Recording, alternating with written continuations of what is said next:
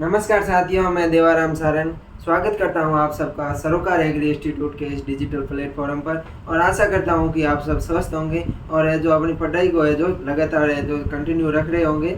तो आज है अपन बात करते हैं अपना जो सॉइल साइंस है एसएसएसी है उसका है जो लेक्चर 4 है, आज उसके बारे में है जो अपन बात करेंगे। उससे पहले है जो लेक्चर 3 हो गए हैं उन लेक्चरों को है जो आप देख लें, उसके बाद में है जो इस लेक्चर को भी है जो देख लें। आज अपन पढ़ने वाले वेदरिंग ऑफ रॉक्स यानी कि चट्टानों का अपक्षय है, उन चट्टानों का अपक्षय के बारे में है जो आज अपन बात करने वाले हैं। अगर अपन बात करें चट्टानों का अपक्षय की कि चट्टानों का अपक्षय क्या होता है, तो चट्टाने बात करें अपन वेदरिंग ऑफ रॉक्स की, किसकी बात करें? Weathering of rocks.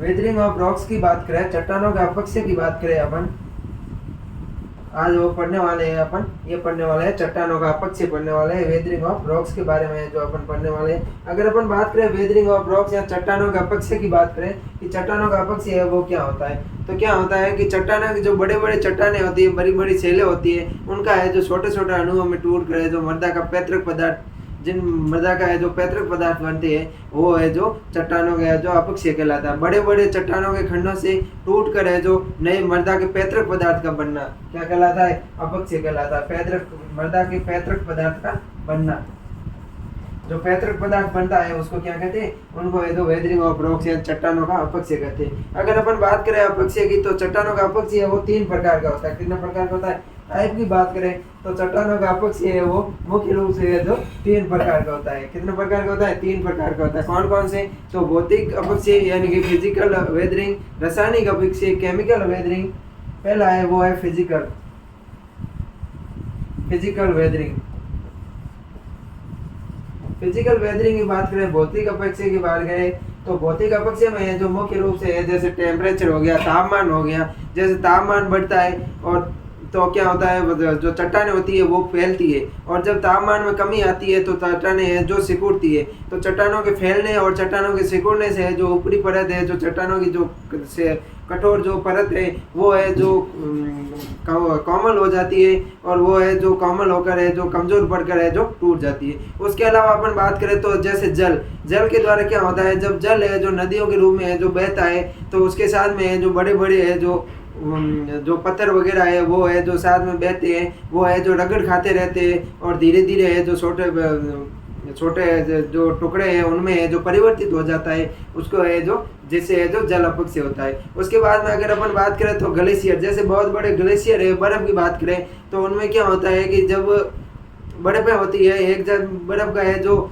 वहाँ से है जो बर्फ का हिमस्खलन होता है, बर्फ खिसकती है तो अपने साथ में है जो बड़ी बड़ी चट्टानों को भी है जो लेके जाती है, जिससे भी है जो चट्टानों का अपक्षय होता है। उसके अलावा अपन बात करें तो पाला या जो फॉरेस्ट होता है, यहाँ वो बर्फ, जैसे बर्फ होता है, जो पानी होता है चट्टानों के अंदर वो है जो जमता है तो है जो बर्फ में कन्वर्ट होता है, और उसके आयतन में जो वृद्धि होती है। बर्फ में जब जल है जो बर्फ में परिवर्तित होता है तो उसका है जो आयतन है जो लगभग 90% है जो उसके आयतन में क्या होती है? वृद्धि होती है, और उसके आयतन में वृद्धि होने के कारण है जो चट्टानों का अपक्षय होता है। उसके अलावा अपन बात करें तो दूसरा होता है वो होता है केमिकल वेदरिंग। कौन सा होता है? केमिकल। अगर अपन केमिकल वेदरिंग की बात करें तो केमिकल वेदरिंग में जो मुख्य रूप से है जो खनिजों के साथ में जो रासायनिक प्रक्रिया होती है, जैसे ऑक्सीकरण हो गया, ऑक्सीकरण यानी कि ऑक्सीजन के अणुओं का है जो खनिज के साथ में जुड़ना, जैसे FeO है, 4FeO के साथ में जब O अणु जुड़ता है तो है 2FeO3 बनता है। ये इस प्रकार से है जो ऑक्सीकरण हो गया। फिर दूसरी बात करें तो अपचयन हो गया, जो खनिज पदार्थ है, खनिज पदार्थों के साथ में है जो ऑक्सीजन का है जो हटती है खनिज पदार्थों से तो वो है उससे भी है जो अपक्षय है चट्टानों का होता है। मुख्य रूप से अपक्षय है चट्टानों का वो रासायनिक विधि के द्वारा ही होता है। उसके अलावा हाइड्रोलाइसिस हो गया, जैसे जल विश्लेषण हो गया, यानी कि इसके साथ में जो जल के अणुओं को जुड़ता है। फिर है जो जल योजन है, जैसे हाइड्रेशन हो गया, इसमें है जो खनिज के साथ से है जो जल का है वो निष्कासन होता है, खनिज के अणुओं से है जो जल है जो संयोजन होता है। उसके अलावा कार्बोनीकरण हो गया। कार्बोनीकरण में क्या होता है कि सार के साथ में है जो कार्बन डाइऑक्साइड का संयोजन होता है। किसके साथ में? सार के साथ में। कोई भी सारी पदार्थ है, सार के साथ में कार्बन डाइऑक्साइड का CO2 का संयोजन क्या कहलाता है? संयोजन है जो कार्बोनीकरण कहलाता है। उसके अलावा अगर अपन बात करें तो इसमें है जो मुख्य रूप से होता है तो ये है जो अपने मुख्य रूप से है जो रसायन विज्ञान, जो रसायन वेदरिंग है उसके टाइप से। उसके अलावा ये जो तीसरा आता है वो आता है जैविक। कौन सा आता है? जैविक अपक्षी। अगर अपन जैविक अपक्षय की बात करें तो जैविक अपक्षय है जो एक तो होता है प्राकृतिक द्वारा और दूसरा होता है जैविक अपक्षय प्राकृतिक द्वारा, जैसे जीव जंतुओं के द्वारा और पेड़ पौधों के द्वारा होता है, जिसमें है जो मानव है जो कई प्रकार की चट्टानें सड़क वगैरह परिवहन के लिए मार्ग वगैरह बनाते हैं तो बड़ी बड़ी चट्टानों का है जो उसका खंडन कर लेते हैं। उसके अलावा उसमें पादपों की जड़ें वृद्धि करती है, तो जब वो जड़ों का आयतन बढ़ता है तो उससे भी है जो चट्टानों का अपक्षय हो जाता है। अब अपन विस्तृत रूप से है जो बात करने वाले हैं कि वेदरिंग ऑफ रॉक्स यानी चट्टानों का अपक्षय है वो किस प्रकार से होता है। उसकी अगर अपन बात करें विस्तृत रूप से तो अपक्षय वह प्रक्रिया है जिसमें भूपपड़ी की चट्टानें टूट कर है जो मृदा के पैतृक पदार्थ बनाती है। मृदा के पैतृक पदार्थ बनने की प्रक्रिया क्या कहलाती है? मृदा के पैतृक पदार्थ यानी कि जो पेरेंटल मटेरियल होता है जो जिससे है जो मृदा का निर्माण होता है वो पैतृक पदार्थ है जो बनाने की प्रक्रिया है जिसमें क्या कहलाता है? चट्टानें कहलाती है। जो चट्टानों का जो पैतृक टूट कर है जो पैतृक पदार्थ बनाती है वो है जो अपक्षय कहलाता है। चट्टानों का अपक्षय है अगर अपन बात करें तो इस प्रकार से है जो अपक्षय होता है, या आप है जो देख लेना एक बार, जिसमें जैसे सेडिमेंट्री रॉक्स है इसको है जो हीट एंड प्रेशर है अधिक तापमान और अधिक दाब के कारण इसमें है जो मेटाफॉर्मिक रॉक्स में है जो कन्वर्ट हो जाती है। फिर मेटाफॉर्मिक रॉक्स में है जो वेदरिंग होता है और जो इरेशन होता है इससे है जो सेडिमेंट में है जो वापस है जो कन्वर्ट हो जाती है। उसके अलावा ये देखो जैसे मेटाफॉर्मिक है तो इसमें है जो मेल्टिंग के कारण है जो मैग्मा बनता है और जो मैग्मा से है जो गर्म होता है और ठंडा होने से भी है जो इग्नियस रॉक्स है वो है जो बनती है, इस प्रकार से होती है। उसके बाद में अगर अपन बात करें तो अपक्षय है जो मुख्य रूप से है वो 3 प्रकार का होता है। चपट अपक्षय है जो 3 प्रकार का होता है। एक है भौतिक अपक्षय। अगर अपन बात करें फिजिकल वेदरिंग की बात करें, भौतिक अपक्षय की बात करें तो इसके द्वारा चट्टानें छोटे छोटे टुकड़ों में परिवर्तित हो जाती है। इससे चट्टानों तथा खनिजों के आकार के रूप में परिवर्तन होता है। भौतिक जो अपक्षय होता है उसमें क्या होता है कि उसके चट्टानों का आकार में परिवर्तन होता है। पहले आकार में बड़ी होती है फिर धीरे धीरे समय के साथ में जो चट्टानों का आकार है वो कम हो जाता है। उसके अलावा अपन बात करें तो इसके है जो निम्न कारक है भौतिक अपक्षय के जो कौन कौन से कारक है उनके बारे में बात करें तो पहला कारक है वो है टेम्परेचर। कौन सा कारक है? पहला कारक है टेम्परेचर। अगर अपन तापमान की बात करें, टेम्परेचर की बात करें तो तापमान में क्या होता है? मौसम के अनुसार तापमान में कमी या अधिकता होती रहती है। अधिकतम तापमान है जो चट्टानें फैल जाती है और कम तापमान पर चट्टानें सिकुड़ जाती है, जैसे चट्टानें है जो कमजोर पड़ कर है वो टूटने लगती है। अधिक तापमान में फैलेगी और कम तापमान में सिकुड़ेगी जिससे है जो चट्टानें कमजोर हो जाती है और है वो टूटने लग जाती है। बात करें अपन अगली अब कारक की तो अगला कारक है अपना वाटर। क्या है? वाटर या जल। जल से किस प्रकार से चट्टानों का अपक्षय होता है उसकी बात करें तो प्रवाहित होने वाला जल अपनी वेग के साथ में चट्टानों को भी ले जाता है, जैसे बड़े पत्थर आदि टूट कर जो छोटे छोटे कणों में परिवर्तित हो जाता है।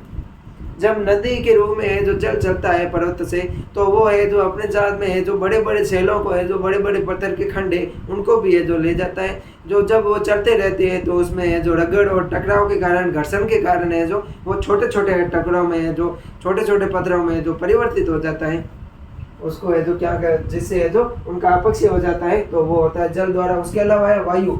वायु में क्या होता है कि वायु का जब चलती है तो अपने साथ में छोटे छोटे है जो कणों को है जो लेकर उड़ती है, तो उन कणों से है जो टकराती है जो चट्टानों से टकराती है, चट्टानों के शिखरों से टकराती है तो उनमें है जो दरार उत्पन्न हो जाती है, दरारें बन जाती है। उन दरारों से है जो फिर अपक्षय होने लगता है धीरे धीरे।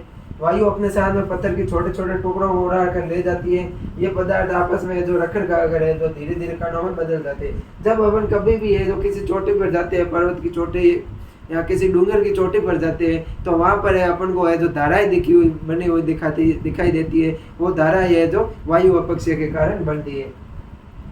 उसके अलावा अपन बात करें चौथा कारक है अपना ग्लेशियर। कौन सा कारक है? ग्लेशियर। ग्लेशियर की बात करें तो अपने ग्लेशियर है जो अपने साथ चट्टानों के है जो बड़े बड़े टुकड़े लेकर बहती है जो टूट कर है जो छोटे छोटे कणों में परिवर्तित हो जाती है। जब हिमस्खलन होता है, जब पर्वत पर है जो बर्फ होती है उसमें है जो पिघलन उत्पन्न होता है, उसमें वो पिघलती है तो अपने साथ में जो बड़ी बड़ी चट्टानों को है जो लेकर चलती है। उन चट्टानों में घर्षण उत्पन्न होता है और घर्षण के कारण है जो चट्टानों का अपक्षय हो जाता है। उसके अलावा बात करें अपना तो अगला कारक है फ्रॉस्ट या पाला। अगर अपन फ्रॉस्ट या पाला की बात करें तो क्या होता है?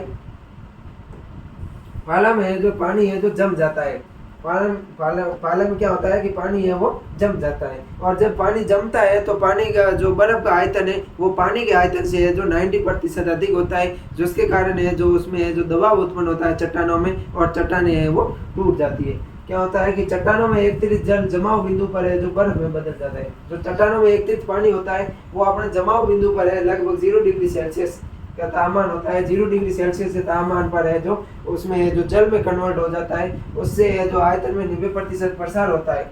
और जब बर्फ जल होता है वो बर्फ में कन्वर्ट होता है तो वो है 90% आयतन में जो वृद्धि होती है, तथा इसका दाब 151 टन प्रति वर्ग फुट रहता है, जिसके कारण जो चट्टान है जो अधिक दबाव से है जो टूटने लगती है। उसके बाद में आता है दूसरा रासायनिक अपक्षय केमिकल वेदरिंग। अपन बात करते हैं अब केमिकल वेदरिंग की। रासायनिक अपक्षय क्या होता है? मुख्य रूप से चट्टानों की सतह पर रासायनिक अपक्षय होता है। रासायनिक अपक्षय होता है वो मुख्य रूप से कहाँ होता है? चट्टानों की सतह पर होता है। चट्टानों की जो सरफेस होती है, सरफेस पर है जो रासायनिक अपक्षय होता है। नम तथा उष्ण कटिबंधीय क्षेत्रों में रासायनिक अपक्षय बहुत अधिक होता है। नम प्रदेश है कोई नम क्षेत्र, तथा उसके अलावा जो उष्ण कटिबंधीय क्षेत्र है, उष्ण कटिबंधीय क्षेत्रों में जो रासायनिक अपक्षय है वो अधिक होता है। और जो शुष्क क्षेत्र है या मरुस्थलीय क्षेत्र है, इनमें जो रासायनिक अपक्षय है वो धीमे होता है या कम होता है। इसकी प्रभावशीलता चट्टानों की खनिज संरचना से कभी निकटता से संबंधित है। जो रासायनिक अपक्षय होता है, रासायनिक अपक्षय की प्रभावशीलता की बात करें कि किस प्रकार से होगा, तो उससे है जो रासायनिक अपक्षय है जो चट्टानों के जो खनिज संरचना है, चट्टानों में पाए जाने वाले खनिज है उससे है जो संबंधित है, उस पर है जो निर्भर करता है। शिथिल पदार्थों के रूप में चट्टानों के विच्छेदन को रासायनिक अपक्षय कहा जाता है। शिथिल पदार्थ होता है, इन शिथिल पदार्थों के रूप में धीमे धीमे है जो चट्टानों का अपक्षय होता है, उनको है जो रासायनिक अपक्षय कहते हैं। इसमें है जो निम्न क्रियाएं भाग लेती है। रासायनिक अपक्षय की बात करें तो कौन कौन सी क्रियाएं भाग लेती है, उनमें है जो एक है ऑक्सीकरण। ऑक्सीकरण की बात करें कि ऑक्सीकरण से है जो अपक्षय किस प्रकार से होता है। खनिजों के साथ में ऑक्सीजन का संयोग क्या कहलाता है? ऑक्सीकरण कहलाता है। खनिज होते हैं चट्टान के, उस चट्टानी खनिजों के साथ में जब ऑक्सीजन जुड़ती है तो वो है जो ऑक्सीकरण कहलाता है। और ऑक्सीकरण है जो नमी की उपस्थिति में अधिक सक्रिय होता है। जब नमी की मात्रा अधिक होती है, वातावरण जो आर्द्र होता है, तो उसमें है जो ऑक्सीजन अधिक सक्रियता होती है, तो उसमें ऑक्सीकरण अधिक होती है। ऑक्सीकरण के अगर अपन एग्जाम्पल की बात करें तो इसका एग्जाम्पल है 4FeO प्लस ऑक्सीजन के साथ में जो जुड़ता है, जैसे 4FeO इसके साथ में जो ऑक्सीजन जुड़ती है तो इससे जो अपक्षय होता है वो है जो रासायनिक अपक्षय होता है। ये इस प्रकार का अपक्षय है जो कहीं अभिक्रिया दिखाई दे तो ये है जो ऑक्सीकरण अभिक्रिया होती है। उसके अलावा अपन बात करें जैसे ये रहा 4FeO प्लस O यानी कि 2FeO3, ये है जो ऑक्सीकरण होता है। उसके बाद में है अपचयन। अपचयन क्या होता है? अपचयन होता है किसी खनिज या यौगिक से जो ऑक्सीजन का हटना या ऑक्सीजन का निकलना। यौगिकों से है जो ऑक्सीजन का अलग होने का अपचयन कहते हैं। जैसे 2FeO, इससे है जो O2 निकली है तो FeO बन गया। ये इस प्रकार का है 2FeO, इससे है जो O2 निकलती है तो ये FeO बन जाता है। तो ये इस प्रकार का अपचयन होता है, ये है जो अपचयन कहलाता है। उसके अलावा आता है जल विश्लेषण यानी कि हाइड्रोलिसिस। हाइड्रोलिसिस की बात करें तो हाइड्रोलिसिस रसायन की एक महत्वपूर्ण प्रक्रिया होती है। इनमें है जो खनिजों के पूर्ण विघटन या तेज गति से है जो संशोधन के लिए जिम्मेदार होता है। इसमें खनिजों का पूर्ण रूप से या तेज गति से है जो अपक्षय होता है। उसमें है जो प्रमुख क्रियाओं की बात करें तो यह है KALSiO3। इसके साथ में है जब जल के अणु को जोड़ा जाता है तो है जो इसको है जो पोटेशियम को है जो यहाँ से है जो विस्थापित कर देता है, तो यहाँ बन जाता है HAlSiO3 बन जाता है। उसके साथ में है जो KOH बन जाता है, पोटेशियम हाइड्रोक्साइड है जो बन जाता है। उसके अलावा बात करें तो अगली अपने जो क्रिया आती है वो आती है जल योजन। कौन सी क्रिया आती है? जल योजन आती है। जल योजन की बात करें, हाइड्रेशन। हाइड्रेशन की बात करें तो हाइड्रेशन है जो एक खनिज बनाने में है जो के लिए खनिज के साथ पानी के अणुओं का रासायनिक संयोग होता है। खनिज बनाते हैं तो खनिज के साथ में जो पानी के अणुओं का है जो संयोग है वो है या संयोजन है पानी का, वो क्या कहलाता है? हाइड्रेशन कहलाता है। जल योजन के कारण खनिज सूख जाता है, चमक खो देता है और नरम हो जाता है, अलग होने लगता है, और इससे जो द्वितीय खनिजों में एक प्रमुख रासायनिक अपक्षय की प्रक्रिया होती है। जब हाइड्रेशन होता है तो प्राथमिक खनिज है वो द्वितीय खनिजों में जो कन्वर्ट हो जाता है। जैसे यहाँ अभिक्रिया देख सकते हैं अपन, जैसे ये हेमेटाइट है FeO3 हेमेटाइट है। इसके साथ में जब जल के 3 अणु जुड़ते हैं तो ये है जो लिमोनाइट में है जो कन्वर्ट हो जाता है। इस प्रकार से ये जो जल हाइड्रेशन से ये जो अभिक्रिया होती है, जैसे ये देखो बॉक्साइट है Al2O3, बॉक्साइट के साथ में ये जो जल के 3 अणु जुड़ते हैं, तो ये है जो गिब्बेसाइट में Al2O3.3H2 इसमें है जो परिवर्तित हो जाता है। तो ये है जो आपको अणुसूत्र है जो याद रखना है। न्यूटाइप में पूछ सकते हैं या मिड-टर्म होता है उसमें पूछ सकते हैं कि हेमेटाइट में है जो कौन सा हेमेटाइट का रासायनिक अणुसूत्र क्या है, तो ये अपन को याद रखना है Fe2O3। और पूछ सकते हैं लिमोनाइट का, तो Fe2O3 के साथ में 3 जल के अणु होते हैं, ये है जो अपन को याद रखना है। उसके अलावा बात करें तो अगली अपनी जो प्रक्रिया आती है वो आती है कार्बोनीकरण। कौन सी आती है? कार्बोनेटीकरण या कार्बोनीकरण। कार्बोनीकरण क्या होता है कि किसी भी क्षार के साथ में कार्बन डाइऑक्साइड का संयोजन है जो कार्बोनीकरण कहलाता है। कोई भी क्षारीय पदार्थ है इसके साथ में कार्बन डाइऑक्साइड का संयोजन, कार्बन डाइऑक्साइड जुड़ती है तो उसे कार्बोनीकरण कहते हैं। CO2 की मात्रा बढ़ने के कारण ये चट्टानों व खनिजों को प्रभावी ढंग से है जो विघटित कर देता है। जब ये कार्बन डाइऑक्साइड की मात्रा बढ़ती है तो ये चट्टानों को है जो विघटित कर देता है। बात करते हैं अगले अपन अपक्षय आता है, वो आता है लास्ट अपक्षय, जैविक अपक्षय आता है। जैविक अपक्षय की बात करें अपन, बायोलॉजिकल वीदरिंग की बात करें तो ये जैविक कारकों के द्वारा होता है। जितने भी जैविक कारक है चट्टान के अपक्षय को है जो प्रभावित करते हैं वो है जो जैविक कारकों के द्वारा होता है। जैविक अपक्षय के लिए मनुष्य, उच्च पौधे, पृथ्वी के कीड़े, दीमक, सूक्ष्म जीव जिम्मेदार है।